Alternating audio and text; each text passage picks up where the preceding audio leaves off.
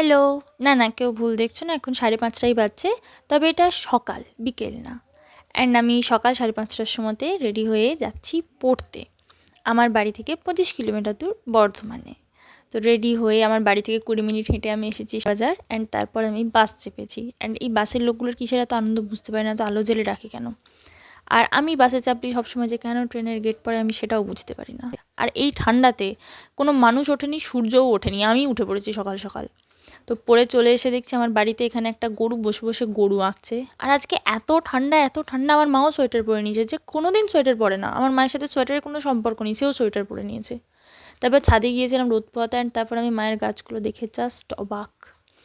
Can anyone imagine, এখানে 55টা গোলাপ গাছ আছে, অ্যান্ড এক একটা গাছের এক এক রকম ফের ফুল আছে। মানে এরকম না যে একটাই গাছ দুটো তিনটে করে আছে, সব ফুল আলাদা আলাদা রকমের। যেমন এটা একটা পিঙ্ক ছিল, এটা একটা পিচ কালারের আবার ডিফারেন্স আছে। প্রথমে যখন ফোটে তখন থাকে একটু ডার্ক অরেঞ্জিশ, তারপর ওটা আস্তে আস্তে ফেড হয়ে পিচ হয়। তোমরা যদি আমার মায়ের ফুলের আরও ভিডিও দেখতে চাও আমাকে কমেন্টে জানাও। আজকের মতো টাটা।